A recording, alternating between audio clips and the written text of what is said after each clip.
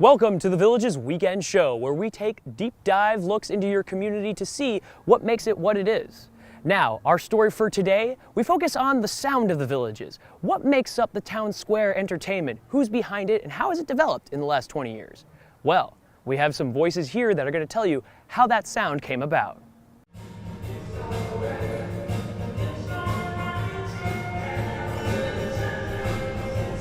In the historical north, in by the lake, and all throughout the thriving south, 7 nights a week the squares are filled with dancing, laughing, singing, and talent. The names that you see performing up on stages like the Spanish Springs Town Square Gazebo, Lake Sumter Landings Pavilion, and the Dog Trot Porch at Brownwood Paddock Square bring fun to villagers and area residents, family, and friends. But it's all possible thanks to the hard workers at the Village's entertainment department. One of those hard workers is Brian Russo.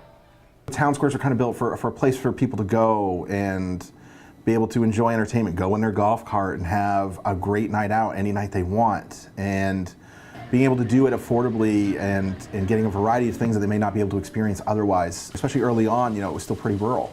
The Villages was very small and it grew a lot over time, obviously, because look at us here now. But it grew into that and it morphed into that, and then everybody just kept that going year over year, and now we've grown into 3 squares. And it is free entertainment every single night, and we've developed this system of variety and new acts and keeping some of our really favorites around all the time, and it's something new every single night for people, and we get people who bounce square to square in a single night. Before Brian's time with the department, entertainment signed one act that would become one of the most well-known names in the community. Really, though, you can't go anywhere historically without mentioning Rocky. Rocky was the bomb before when I got here. Everybody was like, Rocky and the Rollers, Rocky and the Rollers. And they're the bomb. Of course, Rocky. I mean, they laid down the blueprint for how to do what you do. I mean, they're the benchmark, and we're just trying to keep up, and if we could be a quarter of the band that Rocky is, we'll consider it a success. The man behind Rocky and the Rollers, Rocky, is originally from Philadelphia, and as a kid, this drummer sensation didn't have a drum kit to his name. We couldn't afford a drum set. So I used to go, we lived in the back of a restaurant in Philadelphia, and I would go get boxes, and cardboard boxes. And I brought them home, taped them up, grabbed a pair of my grandmother's wooden spoons out of her kitchen, and I started playing on boxes. And next thing you know, I got a pot, and a pan, and a chair, and I made this kind of makeshift drum set that I played on for a couple of years. In 2010, Rocky had already led a successful career in the music industry, playing for such names as Chuck Berry, the Drifters, Del Shannon, and more. By 1989, he and the Rollers were playing in Kissimmee when he caught wind of the Villages. He checked it out and decided it was their scene. Over the course of the next 20 years, the band became a local favorite. In some ways, they helped shape the community into what it is today. To me, the Villages now it's the entertainment capital of Florida, not just North Central Florida. There is so much here. The changes that I've seen were not just in entertainment and recreation, in the way things are done around here, that it makes life so easy to live. That's why I live here. I mean, I love living here. My wife and I love living here. Helping to shape the entertainment capital of Central Florida created a domino effect and brought in other names who would become must-see entertainers in the Villages, like vocalist Carol Ann and Scooter the DJ. I believe my first date, now that you mention it, was July 9th, 2009. I was so nervous, and it was Katie Bells. Actually, Danny and Johnny of Danny and Johnny. No, the 50s, okay. Anyway, he had seen me at a festival and got a card from me and gave me a call and said, "Are you interested in maybe singing at Katie Bells?" I said, absolutely. Everybody has this vision of the Villages, and mine was like a Sinatra fest. That's the exact word I used. I said, I'm not going up there to DJ a Sinatra fest. I picture people in walkers, something about the way you look tonight. I'm freaking out and everything. So I was worried about that. So I come up here and I said, all right, I'll play the square, what the heck. So I come up here and I played Spanish Springs, it was the only square we had. And man, I was wrong. These people were fun. They were partying. It reminded me of a wedding because you had the seniors that lived here, you had the kids sometimes that were coming in, and then you had the grandkids that were coming in. So I was like, oh my gosh, this is open season. You can play old stuff, new stuff. They knew everything. So I immediately fell in love with this place. But in a retirement community, not all of the entertainers are even close to retirement ages. The band members of Johnny Wild and the Delights came to the Villages about a year and a half ago, but in their short time, they've made a huge splash among the community. There's other decent bands that I like and the wife likes, but once I've seen Johnny Wild, I don't miss any of them. He's been 17 at Katie Bell's shows, going into 3 at Savannah Center, plus the private gigs, and I don't miss any of them. Like I told him, I said, if you don't see me here, check your obituaries. We were playing community theaters because we all have community theater background, and somebody at some point just said, hey, you should check out the Villages, and then 14 other people said, hey, you should check out the Villages, they'd love you up there. As soon as we played here, we thought, okay, yeah, this is our spot. Like, these people, they party like we do, not too hard, not too soft, you know, they dance, they get up, they get involved in the music. Music means something more than just, you know, a swipe and, you know, something that's free and to be, you know, taken for granted. To me, we had been looking for our crowd. I've been looking for my crowd for 20 years, and this is it. Larry and Ginger, everybody, she said yes! I mean, awards like Johnny Wild have brought this new kind of breath of fresh air. Not that it was stale, but this new feeling to it, this new variety that's coming in, and that's kind of helped us open a door towards a lot of new acts. Like in a couple of days, we have a blues band coming out. That's fantastic. We've got a Latin band coming soon. We have an 80s band. You know, we've been able to branch out a lot with the new bands too. Working in the entertainment department is hard work, especially putting on entertainment every night of the week. But it has its rewards, like when the entertainment department invited Johnny Wild and the Delights to play last year for a Back to the Future themed night. And there were so many people there. I mean, we knew it was gonna be busy, but we'd never done something like this before. We had no idea how busy it was gonna be. It was so busy that the police actually came to us and said, next time you need to close the streets. I don't think I've ever seen such a packed sea of people in a square. And this was Brownwood, which is a slightly smaller square. It was packed.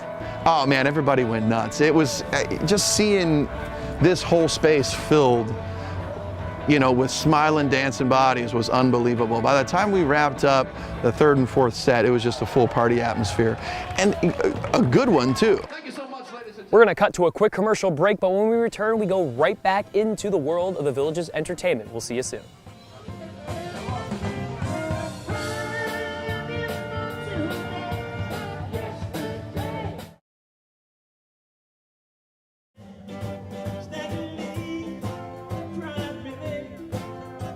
Welcome back to the Villages Weekend Show. Our current topic is the Villages entertainment.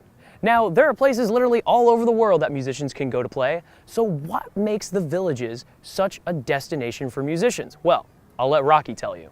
I remember at Spanish Springs especially, we played a New Year's Eve. And I believe it was the first New Year's Eve they went till 12:30. So we actually rung in New Year's Eve. It was, I'm getting goosebumps now thinking about it, because the people that showed up first, as far down Main Street to the flag, people were on the sides. That's how packed it was. And I'm thinking to myself, what is happening? What is this place? You know, what? This is crazy. We performed at Madison Square Garden, and I'm getting the same chill working at Spanish Springs Town Square on New Year's Eve because of the people and the way they responded to the band. It's not shocking that the Villages has a fun party atmosphere, but there is a level of attachment that exists between entertainer and listener that is hard to come by in many other places, which can be described as profound. There's a girl that comes to my show from Minnesota. They come down from St. Paul, Minnesota. The family comes back and forth, and they have a daughter. She's turning 30. And Dana, hi Dana, and she's a special needs girl. She brings me some of the props I have. Because people say, Scooter, where do you get this stuff? Where do you get this stuff? She got me these. And because people one night were saying, man, Scooter, you need some help. So Dana thought, you know, what better help? The Hamburger Helper guys. They help to make a great meal. So while that attachment is amazing, it's also a double-edged sword. And entertainers in the Villages sometimes face a reality entertainers everywhere else don't have to on a regular basis. There's a lot of really nice people out there. I love you guys. Thank you, thank you, thank you. Yeah, so that's kind of neat. That is neat. Really gets you sometimes, but you're gonna get me all emotional here. So yeah. And you know, and even some of the villagers, you know, they'll come out here and party, and then next thing you know, you're here, they're in a hospice or something. You go visit them, and you know that's kind of tough right before they go to say goodbye to them. So, yeah, but That must be kind of special, though. I mean, there aren't too many places where you could have that kind of relationship with an audience. very special, very nice, very special. People will come down, snowbirds, and I'll say, hey, where's, oh, I'm sorry. You know, that's tough to take. That really is tough to take. I don't want to say it's part of the job, because it's not. That's not a job. That's being a human being. These are people that are friends, and you talk to them and you get to know them, and then all of a sudden they're not there. The hardest part is if you lose somebody that you're close to. And that's happened to me a couple times, and I got a great big heart. And so when I think about it, it makes me sad. But I love them. And the best part is, it's something like this. Other places, you don't have the opportunity to expose yourself, and they give this opportunity to you. But it is the feeling of the people that keep coming back time and time again. It makes it all worthwhile. The harder emotions are unexpected, but not unwelcome. Villagers' love of music, combined with their love of live entertainment, creates a fascination within the entertainment community, which seems to give a reason for performers to stick around and feel like rock stars.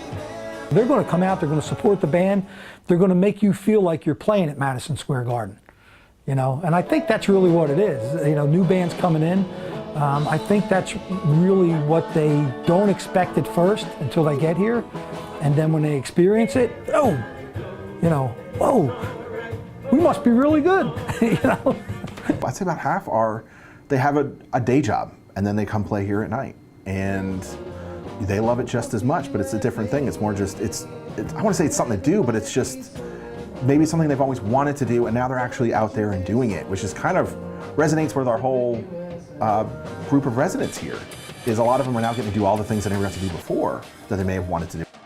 This guy comes up to me and he goes, oh, I love your shows. I get some great ideas from you. And I go, wait a second, you're a DJ? He goes, yeah, I'm a DJ. I go, you mind me asking you how old you are? He goes, I'm 72. And I was like, I can do this forever. You know, so it was huge for me to, you know, meet people like that here. And it's just, man, the Village is just open the can of Scooter, I guess. They're going to have to drag us out of here. I'll tell you what, we got hundreds of shows left.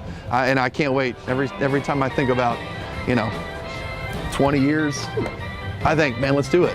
Let's see how long we can do it. If I'm looking for something to do, there's always the Square, and the Square will always be there.